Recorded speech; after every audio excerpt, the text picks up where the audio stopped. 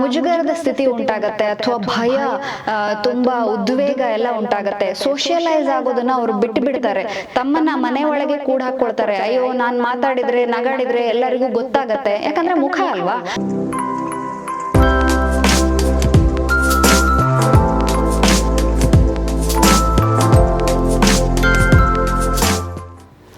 ಎಲ್ಲರಿಗೂ ನಮಸ್ಕಾರ. ನಾನು doctor Chaitra Pandit, natural medicines ಹಾಗೂ life style consultant, Samanvita Chikitsalaya, Honnavar. Doctor Chaitra Pandit official YouTube ಚಾನಲ್ಗೆ ನಿಮ್ಗೆಲ್ಲರಿಗೂ ಸ್ವಾಗತ. ಇವತ್ತಿನ ವಿಡಿಯೋದ ವಿಷಯ ಬೆಲ್ಸ್ ಪಾಲ್ಸಿ. ಬೆಲ್ಸ್ ಪಾಲ್ಸಿ ಅಂದ ತಕ್ಷಣ ತುಂಬ ಜನರಿಗೆ ಏನಪ್ಪ ಇದು ಅಂತ ಹೇಳಿ ಸಡನ್ ಗೊತ್ತಾಗ್ಲಿಕ್ಕಿಲ್ಲ. ಆದರೆ ನಾನು ಇದರ ಲಕ್ಷಣಗಳನ್ನು ಹೇಳ್ತಾ ಹೋದರೆ ನಿಮ್ಗೆ ಬೇಗ ಅರ್ಥ ಆಗತ್ತೆ. ಏನಪ್ಪ ಅಂತಂದರೆ ನೋಡಿ, ಮುಖದ ಸ್ನಾಯುಗಳೇನಿದೆ, ಈ ಮುಖದ ಸ್ನಾಯುಗಳು ಚಲಿಸೋದಕ್ಕೆ ಬೇಕಾಗುವಂತಹ, ಅದಕ್ಕೆ ಚಲಿಸೋದಕ್ಕೆ ಕಾರಣವಾಗಿರುವಂತಹ ನರಕ್ಕೆ ಏನಾದರೂ ಪೆಟ್ಟಾದಾಗ ಅಥವಾ ಹಾನಿಯಾದಾಗ, ಅದು ಸೋಂಕಿಗೆ ಒಳಗಾದಾಗ ಈ ಒಂದು ಸ್ಥಿತಿ ಬಂದ್ಬಿಡತ್ತೆ. ಏನಾಗತ್ತಪ್ಪ ಈ ಸ್ಥಿತಿಯಲ್ಲಿ ಅಂತ ಕೇಳಿದ್ರೆ, ಇದರ ಲಕ್ಷಣಗಳೇನು ಅಂತ ಕೇಳಿದ್ರೆ, ಮುಖ ಒಂದು ಕಡೆಗೆ ಜೋಲೋದು ಅಥವಾ ಸ್ಟಿಫ್ ಆಗಿ ನಿಲ್ಲೋ ಅಂಥದ್ದು, ಮತ್ತು ಕಣ್ಣು ಮಿಟುಕ್ಸೋದಕ್ಕೆ ಆಗೋದಿಲ್ಲ, ಕಣ್ಣು ಮುಚ್ಚೋದಕ್ಕೂ ಆಗೋದಿಲ್ಲ, ಕಣ್ಣು ಅರ್ಧ ತೆಕ್ಕೊಂಡೇ ಇದ್ದು ಬಿಡುತ್ತೆ. ಹಾಗೆಯೇ ಬಾಯಿಂದ ಲಾಲಾರಸ ಸೋರ್ತಾ ಇರುತ್ತೆ, ಜಗಿಯೋದಕ್ಕೆ ಕಷ್ಟ ಆಗತ್ತೆ. ಈವನ್ ಬ್ರಷ್ ಮಾಡ್ಕೊಳ್ಳಿಕ್ಕೆ ಹೋದರೆ ಅದು ಒಂದು ಸೈಡಿಂದ ಹೋಗ್ಬಿಡತ್ತೆ, ನೀರು ಹಾಕಿದಾಗ ಅಥವಾ ಬ್ರಷನ್ನು ತಿಕ್ಕೋವಾಗ ಒಂದು ಸೈಡಲ್ಲಿ ಇಳಿದು ಹೋಗುತ್ತೆ ಅಂತ ಹೇಳ್ತಾ ಇರ್ತಾರೆ ಪೇಷಂಟ್ಸು. ಅದ್ರ ಜೊತೆಗೆ ಒಂದು ಸ್ಮೆಲ್ಲಿಂದು ಅಥವಾ ಒಂದು ಜಗದ್ರೆ ಸರಿಯಾಗಿ ಜಗಿದಕ್ಕೆ ಆಗ್ತಾ ಇಲ್ಲ, ಜಗಿಯೋದಕ್ಕೆ ಅಥವಾ ನುಂಗೋದಕ್ಕೆ ಕಷ್ಟ ಆಗ್ತಾ ಇದೆ, ಒಂದು ಸೈಡಿಗೆ ಬಂದ್ಬಿಡತ್ತೆ ಅಂತ ಹೇಳೋವಂಥವ್ರು ಇದ್ದಾರೆ. ಇನ್ನು ರುಚಿ ಸರಿಯಾಗಿ ಗೊತ್ತಾಗ್ತಾ ಇಲ್ಲ ಅಂತ ಹೇಳೋವಂಥವ್ರು ಕೂಡ ಇದ್ದಾರೆ. ಹಾಗೆಯೇ ಬಾಯಿ ಮೂಮೆಂಟ್ ಸರಿಯಾಗಿ ಆಗೋದಿಲ್ಲ, ನಗಾಡೋದಕ್ಕೆ ತುಂಬ ಕಷ್ಟ ಆಗುತ್ತೆ ಅವರಿಗೆ. ಒಂದ್ಸಲ ನಗಾಡಿದರೆ ಬಾಯಿ ಒಂದು ಸೈಡಿಗೆ ಹೋಗ್ಬಿಡತ್ತೆ, ಎರಡೂ ಸೈಡು ಸರಿಯಾಗಿ ಸಮಭಾಜಕವಾಗಿ ಹೋಗೋದಿಲ್ಲ. ಸೊ ಇಂಥ ಸಮಸ್ಯೆಗಳನ್ನು ಅಥವಾ ಇಂಥ ಲಕ್ಷಣಗಳನ್ನು ತೋರಿಸೋದೇ ಬೆಲ್ಸ್ ಪಾಲ್ಸಿ. ಸೊ ಇದೇನು ಮಾಡತ್ತಪ್ಪ ಅಂತಂದರೆ, ಈ ಬೆಲ್ಸ್ ಪಾಲ್ಸಿಯಲ್ಲಿ ಮನುಷ್ಯರಿಗೆ ಯಾರಿಗೆ ಆಗತ್ತೆ, ಇದು ಲಿಂಗಭೇದ ಏನಿಲ್ಲ, ಗಂಡಸರು ಹೆಂಗಸರು ಅಥವಾ ವಯಸ್ಸಿನ ಭೇದನೂ ಇಲ್ಲ, ಯಾವುದೇ ವಯಸ್ಸಲ್ಲಿ ಕೂಡ ಆಗ್ಬಿಡಬಹುದು, ಯಾವುದೇ ವ್ಯಕ್ತಿಗೆ ಕೂಡ ಆಗಬಹುದು. ಸೊ ಅವರಲ್ಲಿ ಏನಾಗುತ್ತೆ ಅಂತಂದರೆ ಒಂಥರ ಮುಜುಗರದ ಸ್ಥಿತಿ ಉಂಟಾಗತ್ತೆ ಅಥವಾ ಭಯ, ತುಂಬ ಉದ್ವೇಗ ಎಲ್ಲ ಉಂಟಾಗತ್ತೆ. ಸೋಷಿಯಲೈಸ್ ಆಗೋದನ್ನು ಅವರು ಬಿಟ್ಟು ಬಿಡ್ತಾರೆ. ತಮ್ಮನ್ನ ಮನೆ ಒಳಗೆ ಕೂಡ ಹಾಕ್ಕೊಳ್ತಾರೆ. ಅಯ್ಯೋ, ನಾನು ಮಾತಾಡಿದ್ರೆ ನಗಾಡಿದ್ರೆ ಎಲ್ಲರಿಗೂ ಗೊತ್ತಾಗತ್ತೆ, ಯಾಕಂದರೆ ಮುಖ ಅಲ್ವಾ. ಸೊ ಮುಖ ಅಂದ ತಕ್ಷಣ ಎಲ್ಲರಿಗೂ ಒಂಥರ ತುಂಬ ಕಾಳಜಿನೂ ಬಂದ್ಬಿಡತ್ತೆ, ತುಂಬ ಚಿಂತೆನೂ ಆಗತ್ತೆ. ಏನು ಮಾಡಬೇಕು, ಇದಕ್ಕೆ ಏನು ಮಾಡಿದ್ರೆ ಸರಿ ಹೋಗುತ್ತೆ, ನನಗೇನು ಇದು ಸರಿನೇ ಆಗೋದಿಲ್ವ, ಯಾವಾಗಲೂ ಲಕ್ವ ಹೊಡೆದು ಬಿಟ್ಟಿದೆಯಾ, ಹೀಗೆಲ್ಲ ತುಂಬ ಭಯ ಪಟ್ಕೊಳ್ಳೋ ಅಂಥವ್ರು ಇದ್ದಾರೆ. ಈ ಎಲ್ಲ ಲಕ್ಷಣಗಳನ್ನು ಇದ್ದಾಗ ಇದನ್ನು ನಾವೇನು ಹೇಳ್ತೀವಿ ಅಂತಂದರೆ, ಇದನ್ನು ಬೆಲ್ಸ್ ಪಾಲ್ಸಿ ಅಂತ ಹೇಳ್ತೀವಿ. ಒಂದು ರೀತಿಯ ಪಾರ್ಶ್ವವಾಯುನೇ ಇದು, ಆದರೆ ಅದರಲ್ಲಿ ಹಲವಾರು ರೀತಿಗಳಿದೆ. ಕೆಲವೊಂದು ಸಲ ಮುಖದ ಎರಡೂ ಸೈಡು ಕೂಡ ಈಗ ಆಗ್ಬಿಡತ್ತೆ, ಕೆಲವೊಂದು ಸಲ ಒಂದೇ ಸೈಡ್ ಆಗುತ್ತೆ. ಈ ಕಾಮನ್ ಆಗಿ ಆಗುವಂಥದ್ದು ಮುಖದ ಒಂದು ಸೈಡ್ ಆಗುವಂಥದ್ದು, ಎಡಭಾಗ ಅಥವಾ ಬಲಭಾಗ, ಇದನ್ನು ಬೆಲ್ಸ್ ಪಾಲ್ಸಿ ಅಂತ ಕರಿತೀವಿ. ಸೊ ಇದಕ್ಕೆ ಕಾರಣ ಏನಪ್ಪ ಅಂತಂದರೆ ಸೋಂಕು, ಹರ್ಪಿಸ್ ಸಿಂಪ್ಲೆಕ್ಸ್ ಅಂತ ಹೇಳ್ತೀವಿ. ಈ ಒಂದು ವೈರಸ್ನ ಸೋಂಕು ಏನಾದರೂ ಈ ನರಕ್ಕೆ ಅಥವಾ ನರದ ಮೇಲೆ ಆಗಿದ್ರೆ ಅದು ಏನು ಮಾಡತ್ತಪ್ಪ ಅಂತಂದರೆ, ಫೇಶಿಯಲ್ ನರ್ವ್ ಅಂತ ಹೇಳ್ತೀವಿ, ಮುಖದ ಮಾಂಸಖಂಡಗಳಿಗೆ ಒಂದು ಶಕ್ತಿಯನ್ನು, ಚಾಲನೆಯನ್ನು ಕೊಡುವಂತಹ ನರ ಇದು.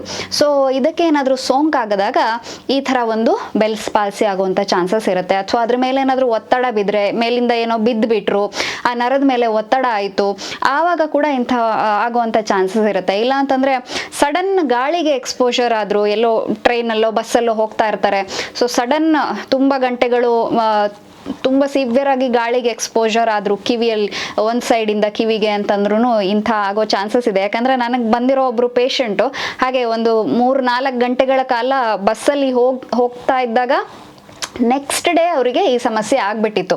ಸೊ ಹಾಗಾಗಿ ಅದು ಆಗಿರ್ಬೋದು. ಇಲ್ಲ ಅಂತಂದರೆ ಕಿವಿಯಲ್ಲಿ ಆಗೋ ಇನ್ಫೆಕ್ಷನ್ನಿಂದ ಕೂಡ ಈ ಥರ ಸಮಸ್ಯೆ ಉದ್ಭವ ಆಗೋವಂಥವ್ರು ಇದ್ದಾರೆ. ಈವನ್ ಜ್ವರ ಬಂದಾಗ ನೆಕ್ಸ್ಟ್ ಡೇ ಸಡನ್ನಾಗಿ ಹೀಗಾಗೋವಂಥವ್ರು ಇದ್ದಾರೆ. ಇನ್ನು ಹೈ BP ಅಥವಾ ಡಯಾಬಿಟಿಸ್ ಇದ್ದವರಲ್ಲಿ ಕೂಡ ಈ ಸಮಸ್ಯೆ ಉದ್ಭವ ಆಗುತ್ತೆ. ಇನ್ನು ಅದೇ ಹರ್ಪಿಸ್ ಸಿಂಪ್ಲೆಕ್ಸ್ ಅಂತ ಅಂತೂ ಹೇಳಿದೆ, ಅದು ಆದಾಗ ಈವನ್ ಒಳಗಡೆ ಆಗಿರ್ಬೋದು, ಹೊರಗಡೆ ಆಗಿರ್ಬೋದು, ಕಿವಿಯ ಹತ್ತಿರದಲ್ಲಿ ಎಲ್ಲಾದರೂ ಆದರೆ ಈ ಒಂದು ಏನು ಬೆಲ್ಸ್ ಪಾಲ್ಸಿ ಅಂತ ಹೇಳುವಂಥ ಸಮಸ್ಯೆ ತುಂಬ ಬೇಗ ಆಗ್ಬಿಡತ್ತೆ. ಹಾಗಾಗಿ ಇದನ್ನು ಅಕಸ್ಮಾತ್ ಯಾರಿಗಾದರೂ ಹೀಗಾಗಿದ್ದರೆ ತುಂಬ ಜನ ಇದ್ದಾರೆ ಈ ಥರದವರು. ನನ್ನ ಕ್ಲಿನಿಕ್ಕಿಗೇ ತುಂಬ ಜನ ಈ ಒಂದು ಬೆಲ್ಸ್ ಪಾಲ್ಸಿಯ ಟ್ರೀಟ್ಮೆಂಟಿಗೆ ಬರ್ತಾ ಇರ್ತಾರೆ. ಸೊ ನಾನು ಅವರ ಸುಮಾರು ಜನಕ್ಕೆ ಟ್ರೀಟ್ಮೆಂಟ್ ಮಾಡಿರುವಂಥ ಬಿಫೋರ್ ಆಫ್ಟರ್ ಫೋಟೋಸ್ಗಳನ್ನು ಕೂಡ ನಿಮ್ಮ ಜೊತೆ ಬೇಕಾದರೆ ಶೇರ್ ಮಾಡ್ತೀನಿ. ಸೊ ಇದು ಏನಪ್ಪ ಅಂತಂದರೆ ಭಯ ಪಡೋವಂಥ ಅಗತ್ಯ ಇಲ್ಲ. ಆದರೆ ಇದಕ್ಕೆ ಏನು ಮಾಡಿದರೆ ಇದ್ರ ಪರಿಹಾರ ಆಗತ್ತೆ ಅಂತ ಕೇಳಿದ್ರೆ, ಫಸ್ಟ್ ಆಫ್ ಆಲ್ ಯಾವಾಗ ನಿಮಗೆ ಮುಖದಲ್ಲಿ ಏನೋ ಬದಲಾವಣೆ ಆಗ್ತಾ ಇದೆ ಅಂತ ಅನಿಸುತ್ತೋ ಆ ಕ್ಷಣಕ್ಕೆ, ಆ ದಿನಕ್ಕೆ ತಕ್ಷಣ ನೀವು ಡಾಕ್ಟರ್ಗೆ ಹೋಗಿ ತೋರಿಸ್ಕೊಬೇಕು. ಸೊ ಅವ್ರೇನು ಮಾಡ್ತಾರೆ ಅಂತಂದರೆ ನಿಮಗೆ ಕೆಲವೊಂದು ಸ್ಪೆಸಿಫಿಕ್ ಅದಕ್ಕಾಗಿ ಇರುವಂತಹ ಔಷಧಿಗಳನ್ನು ಪ್ರಿಸ್ಕ್ರೈಬ್ ಮಾಡ್ತಾರೆ. ಮಸ್ಟ್ ಆ್ಯಂಡ್ ಶುಡ್ ಅದನ್ನು ತಗೊಳ್ಬೇಕು. ಸೊ ಅದ್ರ ಜೊತೆಗೆ ಏನು ಮಾಡಬೇಕಪ್ಪ ಅಂತಂದರೆ ಫಿಸಿಯೋಥೆರಪಿ ಚಿಕಿತ್ಸೆಯಲ್ಲಿ ನಾವು ಮಸಲ್ ಸ್ಟಿಮ್ಯುಲೇಷನನ್ನು ಮಾಡ್ತೀವಿ. ಸೊ ಈ ಮಾಂಸಖಂಡಗಳ ಚಲನೆ ಏನು ರಿಸ್ಟ್ರಿಕ್ಷನ್ ಆಗಿರುತ್ತೆ, ಅದು ಏನು ಟೈಟ್ ಆಗಿಬಿಟ್ಟಿರುತ್ತೆ, ಅದ್ರ ಚಲನೆ ಕುಂಠಿತ ಆಗಿರುತ್ತೆ, ಅದನ್ನು ಅಥವಾ ನರವನ್ನು ಮತ್ತು ಮಾಂಸಖಂಡಗಳನ್ನು ಹೊರಗಡೆಯಿಂದ ಸ್ಟಿಮ್ಯುಲೇಟ್ ಮಾಡ್ತೀವಿ. ಇದರಿಂದಾಗಿ ಅವರಲ್ಲಿ ಬೇಗ ರಿಕವರಿ ಆಗುತ್ತೆ. ಮತ್ತು ನಾನು ಈಗ ಮೊದಲು ಹೇಳಿದ ಹಾಗೆ ಎಷ್ಟು ಬೇಗ ನೀವು ಅದಕ್ಕೆ ರಿಯಾಕ್ಟ್ ಮಾಡ್ತಿರೋ, ಎಷ್ಟು ಬೇಗ ಅದಕ್ಕೆ ನೀವು ಪರಿಹಾರವನ್ನು ಕಂಡುಕೊಳ್ಳಲಿಕ್ಕೆ ನಿಮ್ಮನ್ನು ನೀವು ತಯಾರು ಮಾಡ್ಕೊಳ್ತಿರೋ ಅಷ್ಟು ಬೇಗ ರಿಕವರಿ ಆಗತ್ತೆ. ಲೇಟ್ ಆಗ್ತಾ ಹೋದಾಗೆ ಇದು ಲೇಟ್ ಆಗ್ತಾ ಹೋಗುತ್ತೆ. ಹಾಗಾಗಿ ಆದಷ್ಟು ಬೇಗ ಇದಕ್ಕೆ ನೀವು ಅಣಿಯಾಗಬೇಕು ಚಿಕಿತ್ಸೆ ಮಾಡಿಸ್ಕೊಳ್ಳೋದಕ್ಕೆ. ಆದ್ದರಿಂದ ಫಿಸಿಯೋಥೆರಪಿ ತುಂಬ ಮುಖ್ಯವಾದಂತಹ ರೋಲನ್ನು ಪ್ಲೇ ಮಾಡುತ್ತೆ ಇದರಲ್ಲಿ. ನಿಮ್ಮ ಹತ್ತಿರದಲ್ಲಿ ಯಾರಾದರೂ ಫಿಸಿಯೋಥೆರಪಿಸ್ಟ್ ಇದ್ದರೆ ದಯವಿಟ್ಟು ಇಂತಹ ಸಂದರ್ಭಗಳು ಎದುರಾದಾಗ ಫಿಸಿಯೋಥೆರಪಿಸ್ಟ್ ಹತ್ರ ಹೋಗ್ಬಿಟ್ಟು ಇದಕ್ಕೆ ಸರಿಯಾದ ಚಿಕಿತ್ಸೆಯನ್ನು ಮಾಡ್ಕೊಳ್ಳಿ. ಅದರಲ್ಲೂ ಕೂಡ ಎರಡು ವೆರೈಟಿ ಇರುತ್ತೆ. ಏನಪ್ಪ ಅಂತಂದರೆ, ಒಂದು ನಾವು ಕೆಲವೊಂದು ಇಕ್ವಿಪ್ಮೆಂಟ್ ಅಥವಾ ಮಿಷಿನ್ಗಳ ಮುಖಾಂತರ, ನಾನೀಗ ಆಲ್ರೆಡಿ ಹೇಳಿದೆ ಮಸಲ್ ಸ್ಟಿಮ್ಯುಲೇಟರ್ ಅಂತ ಹೇಳ್ಬಿಟ್ಟು, ಅದರಿಂದ ನಾವು ಚಿಕಿತ್ಸೆಯನ್ನು ಕೊಡ್ತೇವೆ. ಅದ್ರ ಜೊತೆಗೆ ವ್ಯಾಯಾಮ, ಮಾಂಸಖಂಡಗಳ ಚಲನೆಗೆ ಬೇಕಾಗುವಂತಹ ಎಲ್ಲ ವ್ಯಾಯಾಮಗಳನ್ನು ನಾವು ಪೇಷಂಟ್ಸ್ಗೆ ಹೇಳ್ಕೊಡ್ತೀವಿ.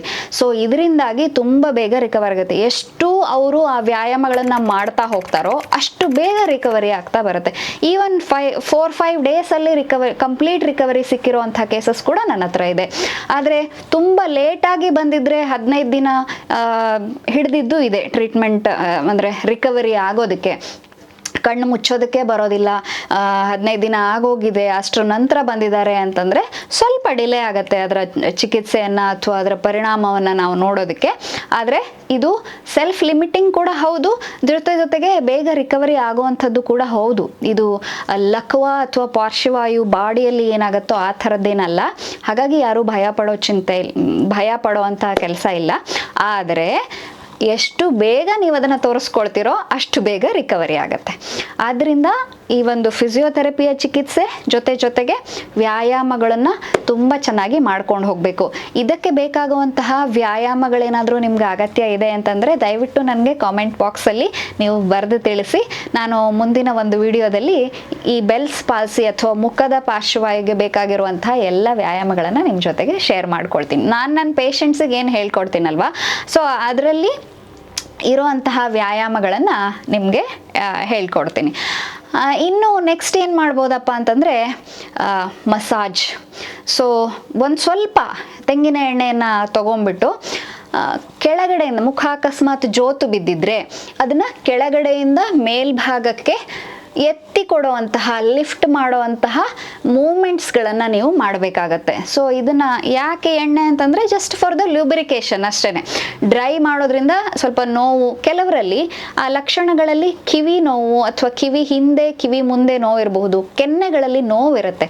ಸೊ ನೀವು ತುಂಬ ಪ್ರೆಷರ್ ಹಾಕಿ ಮಸಾಜ್ ಮಾಡೋಕ್ಕೆ ಹೋದರೆ ನೋವು ಹೆಚ್ಚಾಗುವಂಥ ಸಂದರ್ಭಗಳಿರುತ್ತೆ. ಆದ್ದರಿಂದ ಲ್ಯೂಬ್ರಿಕೇಷನ್ ಅಥವಾ ಜಾರೋ ಸಲುವಾಗಿ ನೀವು ಬೆರಳು ತುದಿಗಳಿಗೆ ಸ್ವಲ್ಪ ಎಣ್ಣೆಯನ್ನು ಹಚ್ಕೊಂಡು ಮೂವ್ಮೆಂಟನ್ನು, ಕೆಳಗಿಂದ ಮೇಲೆ ಇರುವಂಥ ಮೂವ್ಮೆಂಟನ್ನು ಮತ್ತು ಬಾಯಿಯಿಂದ ಕಿವಿಯ ಕಡೆಗೆ ಹೋಗೋ ಮೂವ್ಮೆಂಟನ್ನು ಮಾಡ್ಕೊಳ್ಬೇಕು.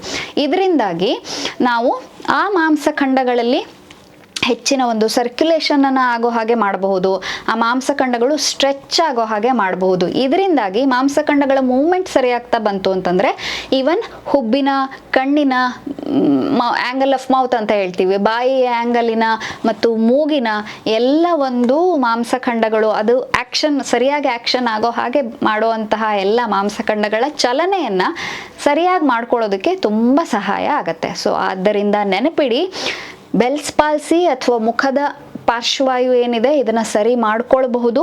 ಕಂಪ್ಲೀಟ್ ರಿಕವರಿ ಸಾಧ್ಯ ಇದೆ. ಸೊ ಇದನ್ನು ಸರಿ ಮಾಡ್ಕೊಳ್ಬೋದು, ಆದರೆ ಬೇಗ ಅಂದರೆ ಯಾವಾಗ ಆಗುತ್ತೆ ಆದಷ್ಟು ಬೇಗ ಇದರ ಬಗ್ಗೆ ನೀವು ಚಿಕಿತ್ಸಾ ಕ್ರಮಕ್ಕೆ ನೀವು ಹೊರಡಬೇಕು.